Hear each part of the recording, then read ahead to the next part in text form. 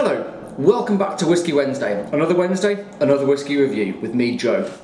So this week, I'm reviewing the Glenmorangie Ealanta, which is their special release of their private editions. The fourth release that they've done quite a few, well, they've done four. The reason I'm reviewing this is, one, it's a very good whisky, and two, Jim Murray named it his top whisky for his 2014 Whisky Bible. So it beat 1,500 different whiskies to get to the top spot of his Whisky of the Year. Now Jim Murray is he's the main whisky reviewer, so he releases his Whisky Bible every single year, and it contains just his tasting notes, if you like. Obviously he tastes a hell of a lot, and this came top, 97.5 points, I believe. It's quite unique in the fact that it's 19 years old, but more importantly, it's matured fully in American white oak, and more importantly, virgin oak. So it's oak that hasn't been used for any other whisky. So, you know, normal Scotch whiskies, they'll use ex-bourbon barrels.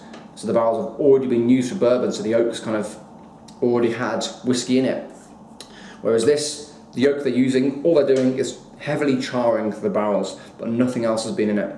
And this is what they actually do to make bourbon. So when you try bourbon, the reason you're getting sweetness, the reason you're getting kind of vanilla, is because they're using brand new oak that hasn't been used before. So it's bottled at 46%, it's non-chill filtered. So let's give it a nose. Thank you also to my good friend Matt, who gave me this bottle to review. So thank you, Matt, much appreciated. I'll let you know what I think right now. So let's give it a nose. On the nose, I'm getting a creamy honey.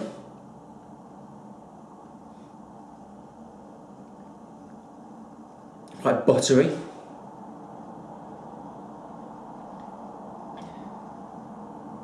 Kind of fruity, so I'm thinking kind of tropical fruit, and nectarines, lychees. Have you guys ever had lychees before? Quite an unusual fruit, quite hard to find. See, it's kind of small, like that size. It's got this pink or purple hard outer skin with like little spikes on. And you peel it, and you get this white, fleshy, weird-looking fruit inside. Bite into that, you've got all kind of creamy, juicy, tropical fruit. If you've never had lychees before, I highly recommend them. Work well in fruit salads. Anyway, back to the whiskey. So yeah, lychees, nectarines, and it's sweet, but not kind of overly sweet. So it's not kind of like, you know, it's not like a liqueur sweetness. It's just a nice level of sweet oak and vanilla. Right, let's give it a taste.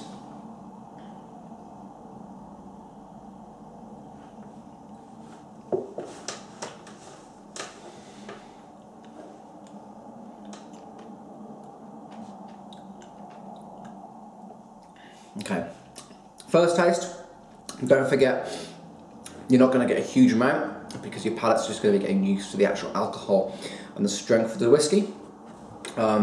So first taste, just try and ignore the flavours really, because you'll get way more in the second. But yeah, first taste, I'm just getting spice and kind of alcohol heat. Let's give it a second taste now for those more important flavours.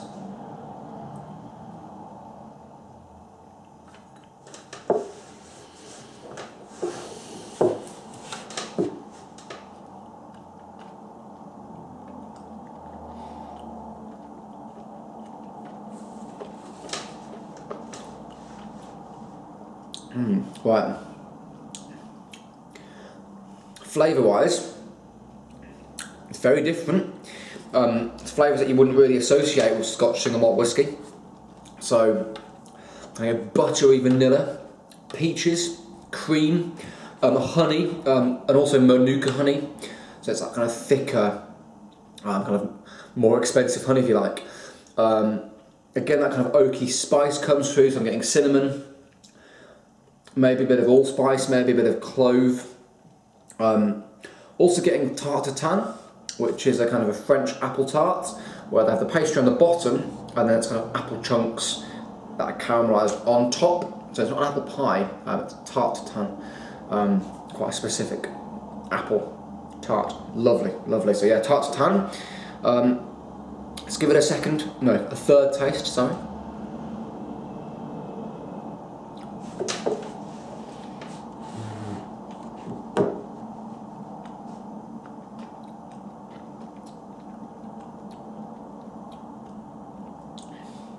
Okay.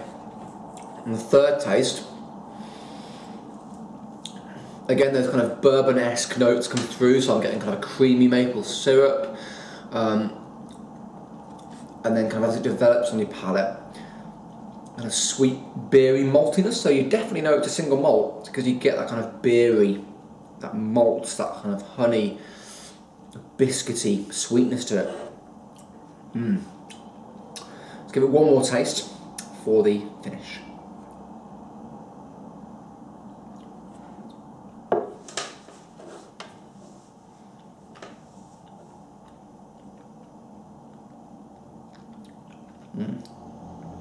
Okay, on the finish is very long. You still taste it, it's kind of warming, spicy, and again, that honey comes through, and I smelt the honey, I tasted honey, and you can taste honey on the finish as well. So that's kind of a theme that runs through the Ealanta. Now what to give it? See, Jim Murray, it's his favourite whisky of the year. He tries about 1,500 different whiskies a year. I try quite a few, so I'm on my about, probably on my 400th for the year. I'm on about 700 to 800 of all time. So, I've tried quite a few whiskies. It's not my favourite whisky of this year. It's very, very nice. Score-wise, it's getting a solid 8.5 out of 10. I like the difference, so it is a very different style of Scotch single malt whisky. So for that, it scores highly. But I can think of whiskies I'd rather drink than that. So, certainly not my favourite whisky of the year, but each and every one of us has completely different palates. So obviously Jim Murray has his palate, and he obviously rates whiskies in different ways to me, and everyone else who kind of reviews and tastes and enjoys whiskey. So yeah, 8.5 out of 10. If you've had the Ealanta, let me know what you think. Is it your whisky of the year? And just generally let me know what has been the best whisky for you in 2014 so far. It's only May, so we've got a long, long time to go. Yeah, let me know what you think, and I will see you next week, guys, for some more whisky reviews with me. Cheers, bye-bye.